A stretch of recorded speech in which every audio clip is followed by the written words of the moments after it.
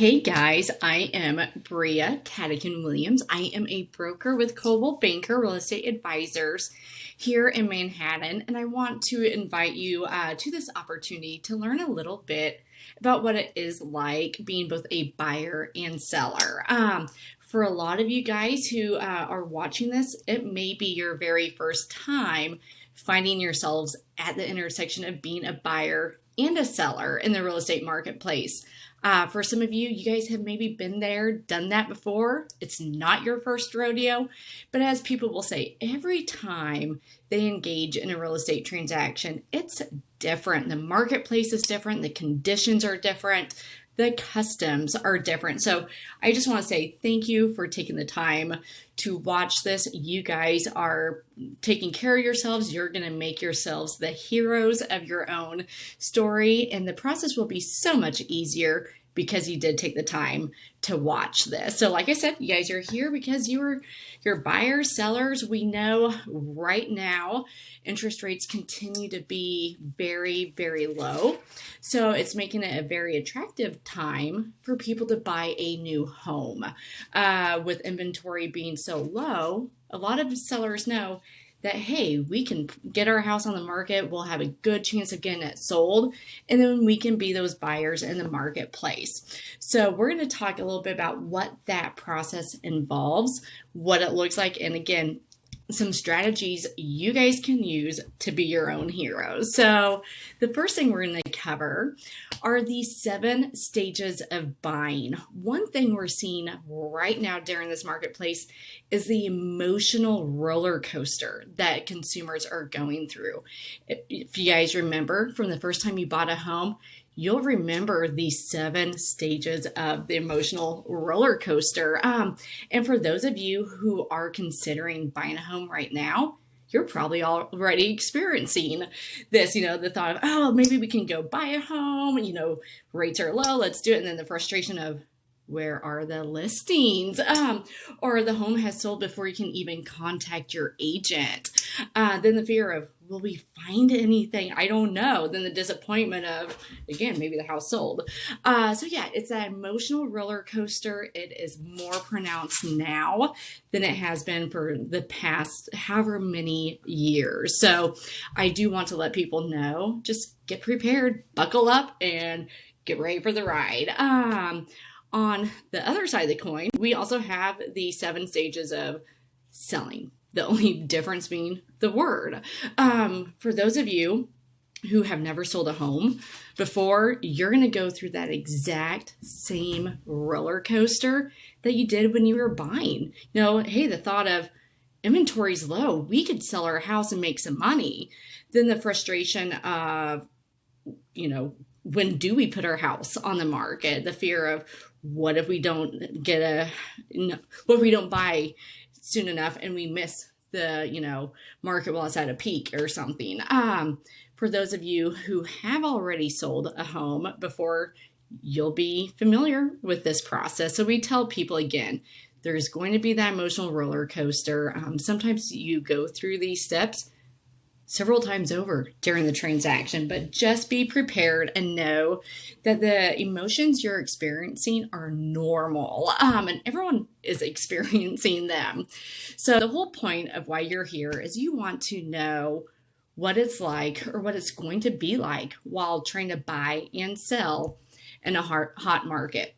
One of the questions we're getting right now is it hard to do this? And honestly, there's going to be a variety of answers. The one answer is no, it's not hard to, buy and sell if you're a cash buyer. In this situation, obviously, you don't have to worry about what you do with your current home. You have the cash on hand to just buy your next home outright. And we do advise, for cash buyers, get with your financial planner. We are seeing fewer cash buyers right now just because interest rates are so low and people are holding on to their cash and financing a home. So talk to your financial planner. Make sure that being a cash buyer is the right thing for you to do.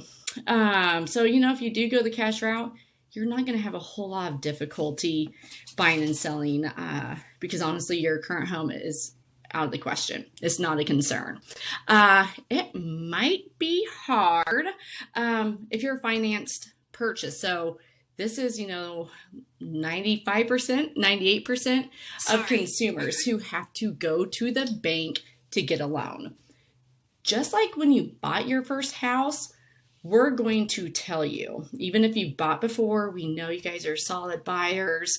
You have good income, low debt to income ratios, all that good stuff. We're going to say, get with the bank first and foremost. The bank is going to help you figure out the financial side of things. Again, for those of you who have bought your first home, you're thinking about selling that first home and buying something else, this is going to be extremely important, because one of the conversations you may have with your lender will be about not having a contingency.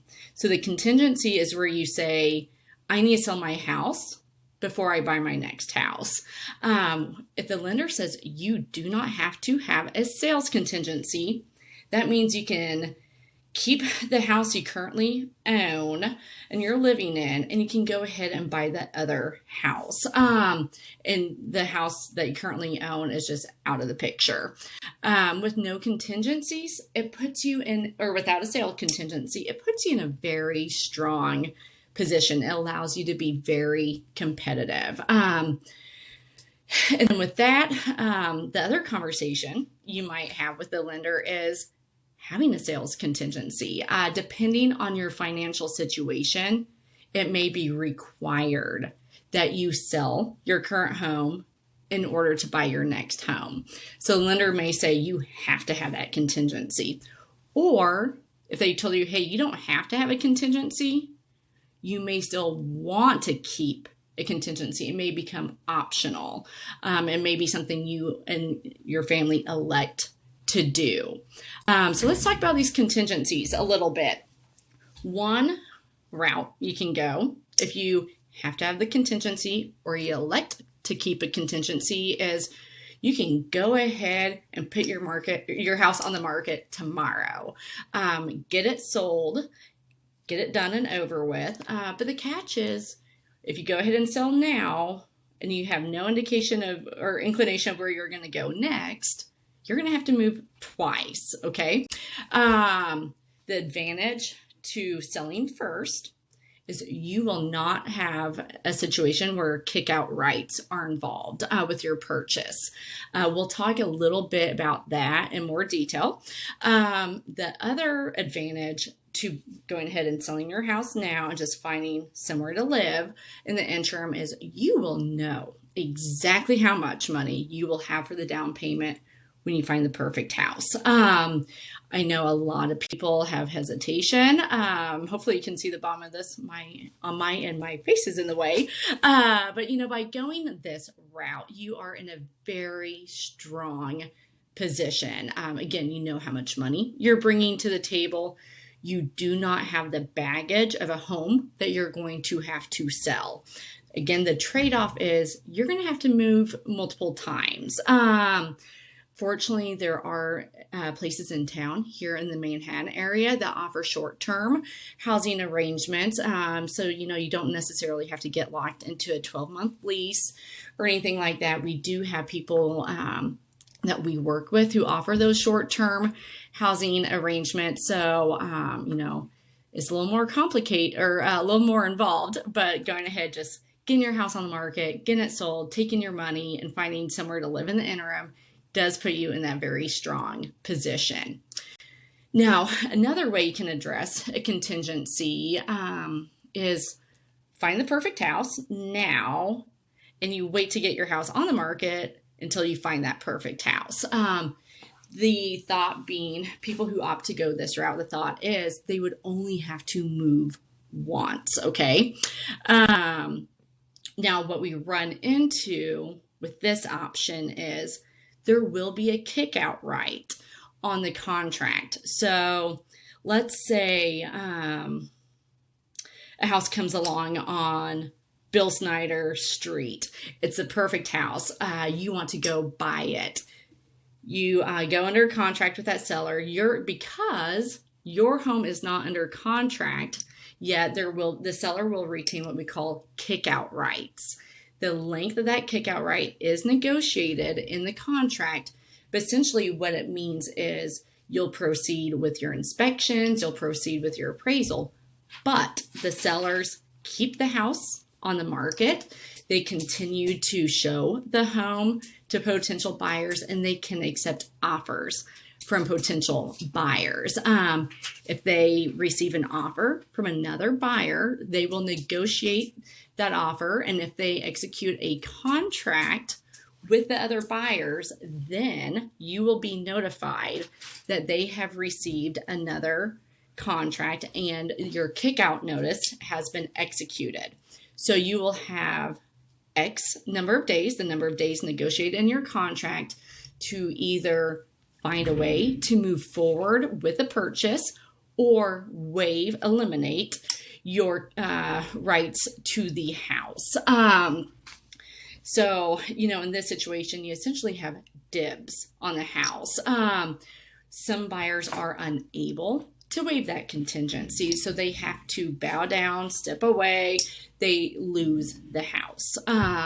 Some buyers, if they've gone through inspections, they've cleared the inspection contingency, they've gone through the appraisal, they've gone through the appraisal contingency. If they have final loan approval, all of their contingencies are gone, so there are ways they can actually execute their side, waive the contingencies, and keep the house. But, on a technical level, if you're not through inspections, if you're not through the appraisal, if you're not through final loan approval, you still have contingencies in place. So having a kickout right gives you dibs. Someone else can come along. And if you can't move forward, if you don't have, everything in place to go ahead and just, pull the trigger, finance the house without, dealing with your other home, you lose the house. Okay. Obviously that puts you in a really weak position. You have the emotional fallout, potentially of losing a home. There's the financial expenses you incurred on a home that you no longer will be moving forward with. It doesn't put you in a very competitive position.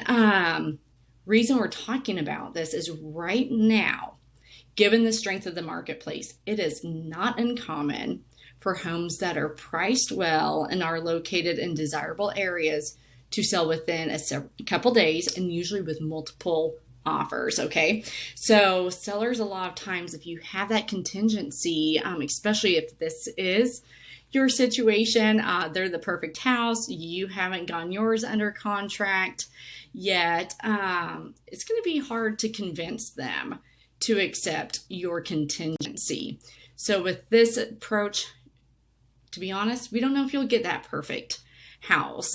So what we are telling people, if you don't like risk, some people are very risk tolerant. Some people are very risk adverse.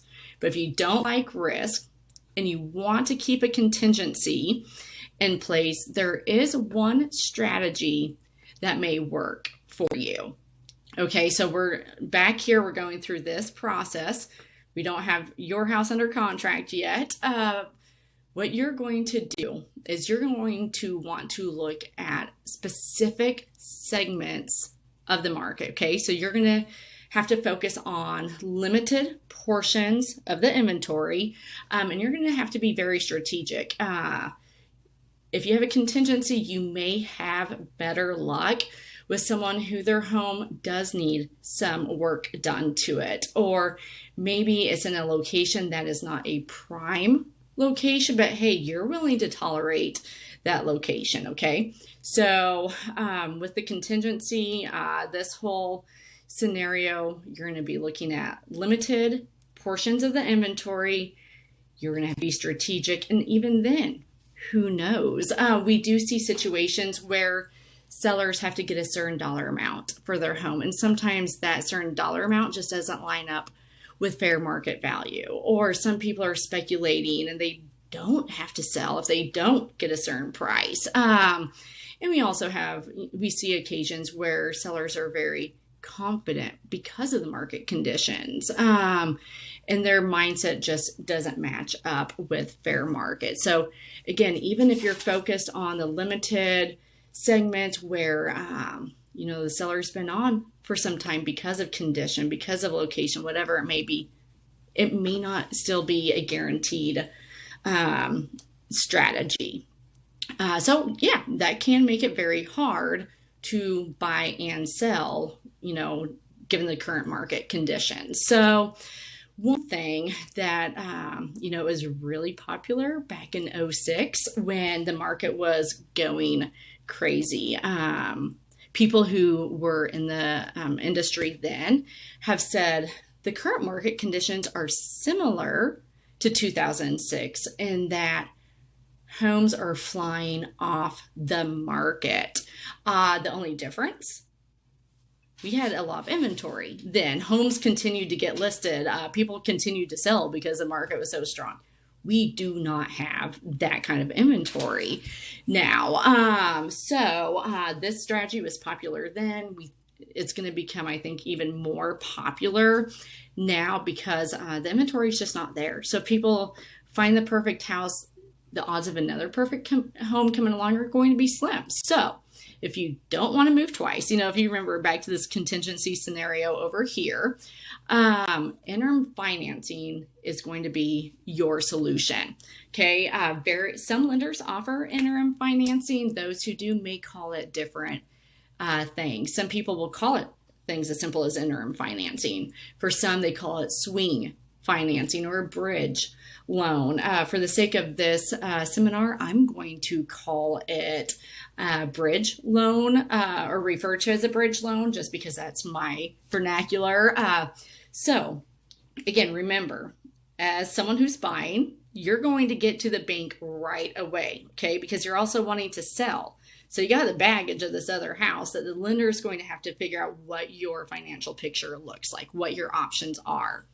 So if you guys don't want to move twice, you're buying and selling, when you get with your lender again, that's going to be step number 1, right? You're going to have to make sure you qualify for interim financing. Each lender, those who do offer something like this, they're going to have different approaches. Some require appraisals. Some require a certain amount of equity in your home.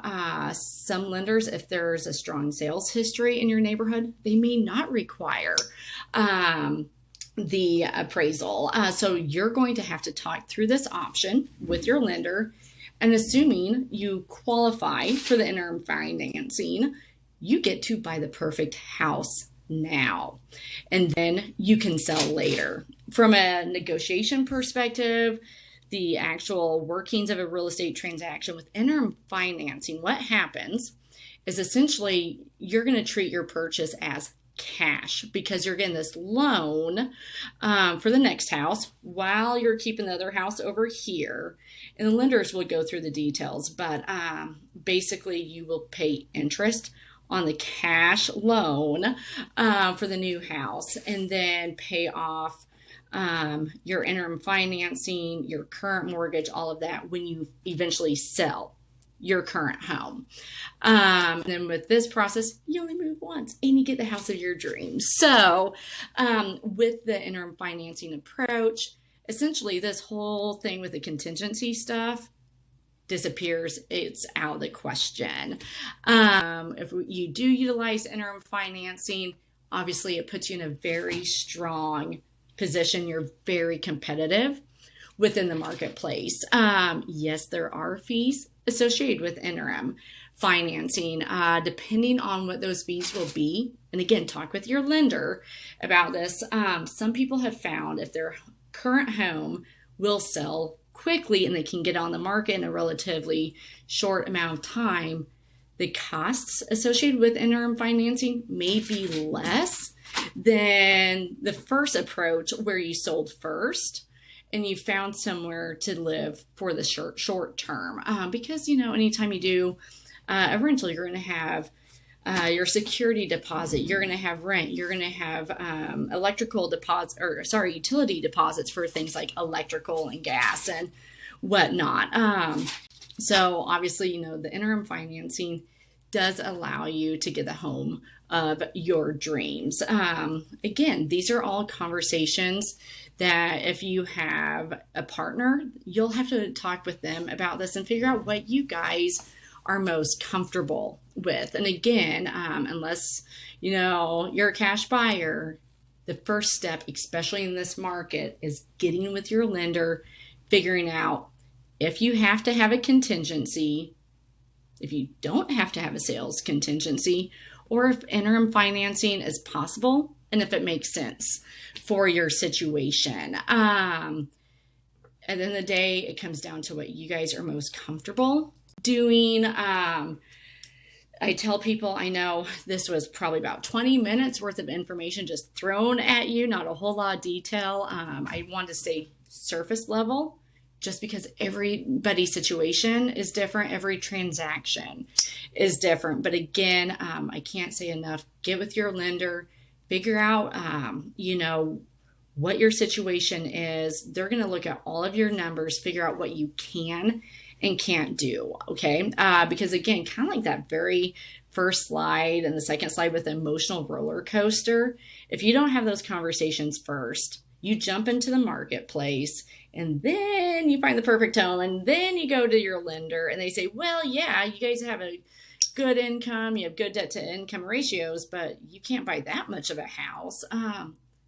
It's just like that very first time. You're going to be crushed. You're going to have a hard time recovering from, as we say, buying the champagne house, but you have a bigger budget. So if you guys have follow-up questions, there's my contact information right here.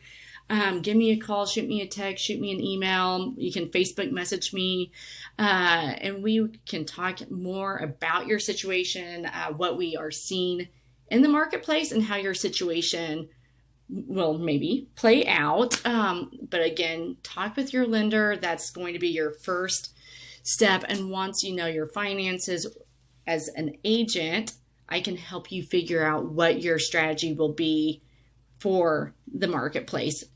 I know a lot of you guys getting this or seeing this may have a different agent. Awesome. We have lots of good agents in the area.